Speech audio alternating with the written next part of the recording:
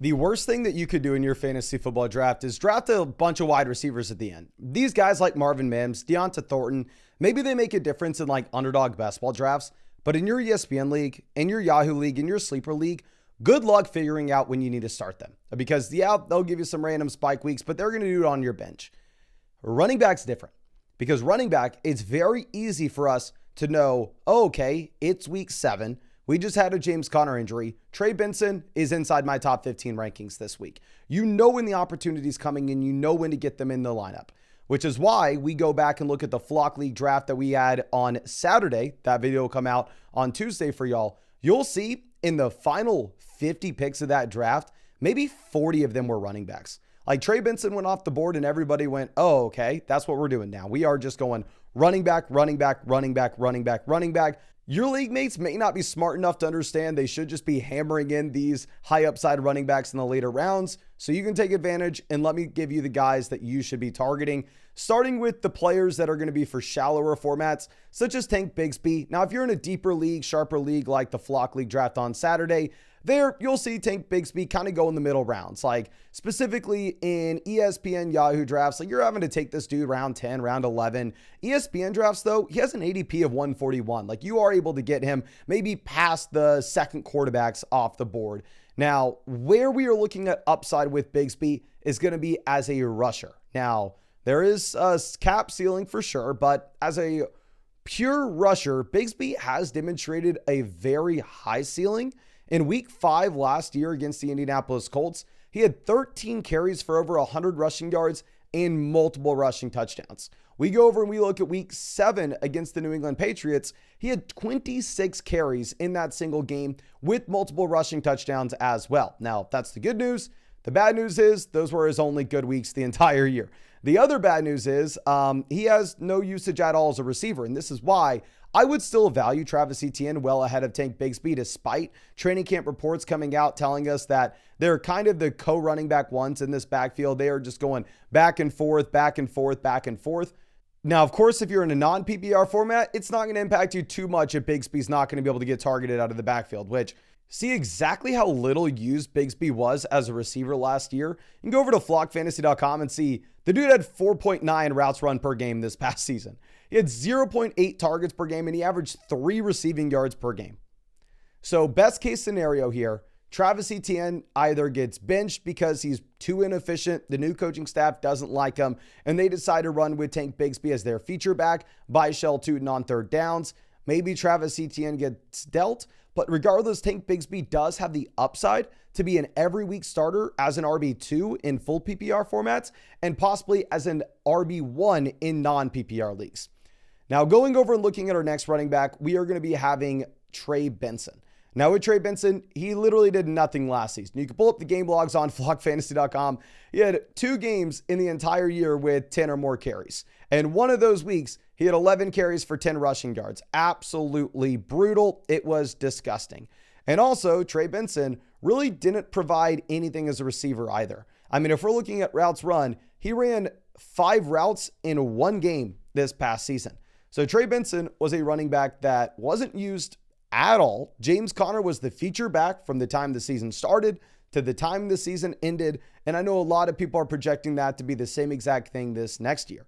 However, if you actually read the tea leaves, if you actually listen to what they are saying in Arizona, whether it's the coaching staff, whether it's Trey Benson, or whether it's James Conner, they are coming out and telling us that Trey Benson is the running back 1B in this backfield. It's not going to be an RB1, RB2. They are co-RB1s. Now, do I believe that? Am I putting Trey Benson next to James Conner in my rankings? Hell no.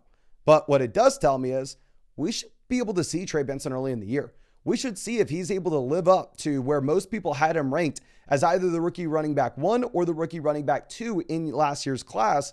If he doesn't have any juice, if Dermicado ends up playing over him, you can very easily cut him a couple weeks into the year. However, if we do get some excitement, if we get some progression from Benson, and then we get a James Conner injury, that's how you see him turn into Chase Brown from last season. That's how you see the true running back 1 upside. Now, moving over to a couple of running backs that I actually drafted in the Flock League, spoiler alert. Got to talk about Ja'Cory Krosky-Merritt. Now, there are two different things that we can do here. And first thing is I have to take a massive L.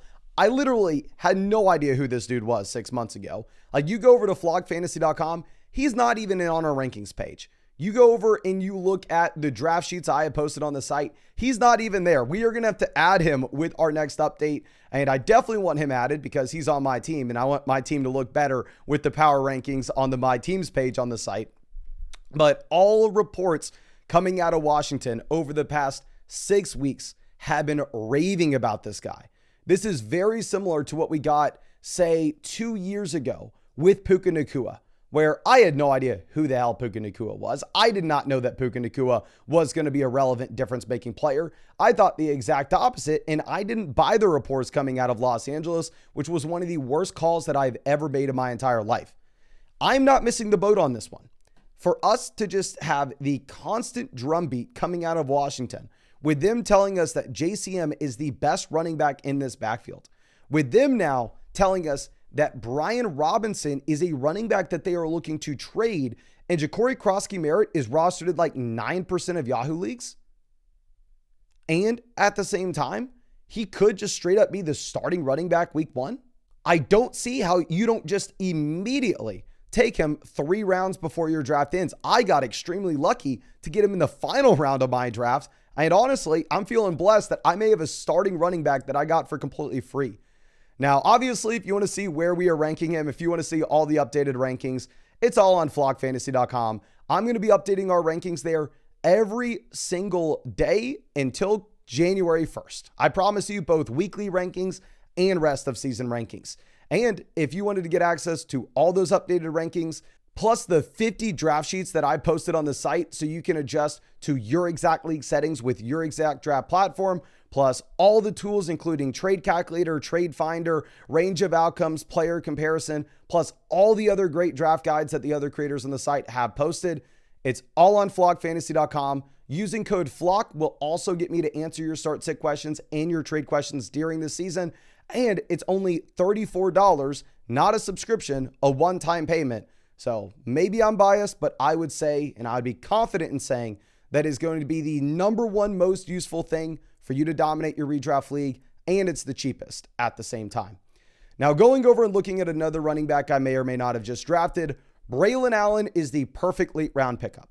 If we are looking at this New York Jets situation, right now we are seeing Breece Hall plummet down boards based off the accumulation of every beat reporter that we have got coming out of New York Jets camp telling us it's a committee.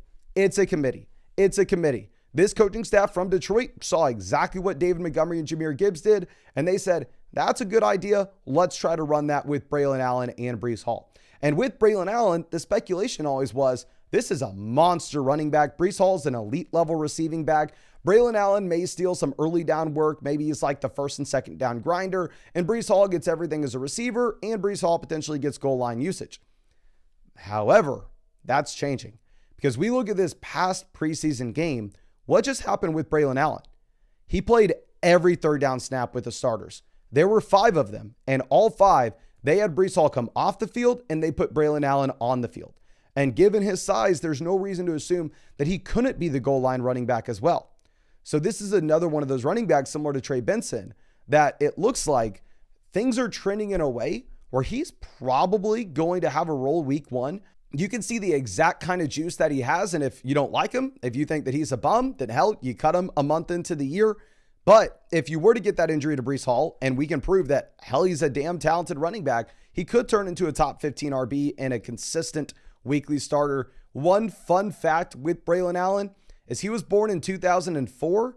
RJ Harvey, who was drafted this year, was born in 2001. Now, let's go ahead and let's look at another running back I may or may not have drafted. Let's look at Nick Chubb, because right now, Nick Chubb is the day 1 starting running back for the Houston Texans. I know that everybody thinks, oh, Nick Chubb doesn't have juice because some beat reporters in Houston came out and they said, Nick Chubb looks old. Nick Chubb looks like he doesn't have it anymore. And people are telling me that Nick Chubb's going to get cut. Like whenever I took this dude in our draft, I just had everybody laughing and going, yada, yada, yada. This dude's not going to make the team. How the hell is he not going to make the team? Because you know who was the starting running back in the Houston Texans game? It was Nick Chubb. You know who looked decent in that game? It was Nick Chubb. You know who has not played football in months, and I don't even know how he's walking, it's Joe Mixon. And we go ahead and you look at the Woody Marks profile, and Woody Marks, he's just a receiving back. Now, I think that's going to definitely eat into Nick Chubb. I think Woody Marks is going to cap Nick Chubb's overall ceiling, but Nick Chubb looks to be the first and second down running back for the Houston Texans at this point. And while I'm not going to sit here and tell you that Nick Chubb is the running back that he once was, I'm not going to tell you that Nick Chubb is the same guy as he was before the injuries, but he is surprisingly young. Like if we go ahead and you look at Nick Chubb's age in comparison to what you have with Derrick Henry, like Nick Chubb's 2 years younger than Derrick Henry. Look at Nick Chubb's age in comparison to like Austin Eckler. Look at Nick Chubb's age in comparison to Aaron Jones. Like if these other running backs were expected to be something this year and Nick Chubb's almost just going undrafted, I don't see how that isn't worth the pickup. And the other thing with Chubb to point out is if we get to week 1 and Joe Mixon's going to go, perfect. I'm going to cut the dude. I'm not going to waste a roster spot on him. Whereas if you go through and you draft maybe like a wide receiver like Deonta Thornton, you're not going to get any clarity week 1 if you should cut him or not. But I'll know week 1 if Chubb's going to be useful, if he's going to be droppable. And that's very important when we're going to be just absolutely smashing the waiver wire early in the season. Now, the next thing I need to bring up is going to be the Cleveland running backs. Right now, Jerome Ford is the starting running back for the Cleveland Browns because today Adam Schefter came out and he said, although the Cleveland second round pick Quinshon Judkins will not face any charges, he and the Browns still have been unable to reach a deal and may not until the end of the NFL investigation. So I don't know when this is going to be, but what I do know is it's been a long training camp so far. Like you've had Quinshon Judkins missing so many valuable reps that even if Judkins were to join this team next week, even if he were to join this team 2 weeks from now, what's the role for the rookie? It's not like he's an Ashton Genty, Amari Hampton level prospect. It's not like we can say like, oh, okay, no matter what, he is the starting running back day one, such as Ashton Genty. No, he was probably always going to have to get acclimated. He was probably always going to have to get ramped up. And now you just push that timeline so much further down. So if we're looking at Jerome Ford has all the experience over Dylan Sampson as well. Dylan Sampson's a day 3 NFL draft pick that I would expect maybe to take the job at the end of the year, like halfway through the season. So in best ball drafts, if I'm drafting on Underdog, yeah, give me Dylan Sampson. But in a league where I have access to the waiver wire and it's the Browns running back, give me Jerome Ford. If I need an RB2 start, if I need a flex play start, maybe I throw him in one of the first few weeks. And then obviously I'm going to feel fine cutting this dude in week 4. Now, somebody you may not cut in week 4, however, is actually going to be Jaden Blue and or Miles Sanders. So right now, the Dallas Cowboys running back room is the shakiest running back room in the entire NFL.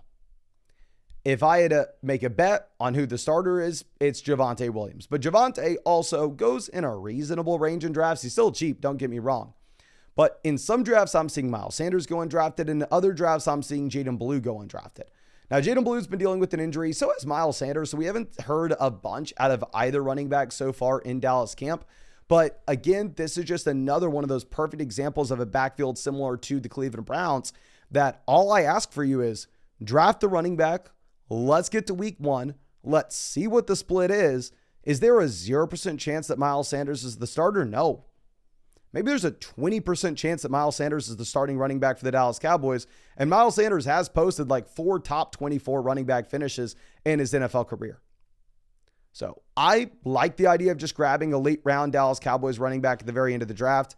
I do want to point out the order that we went in these players is the order that I would prioritize them in my draft as of today.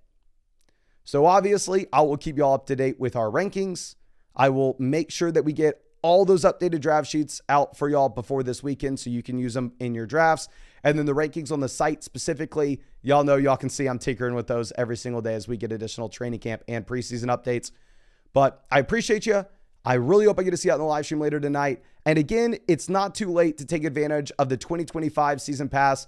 Best deal we've ever had on flogfantasy.com. $34 one-time payment, not a subscription.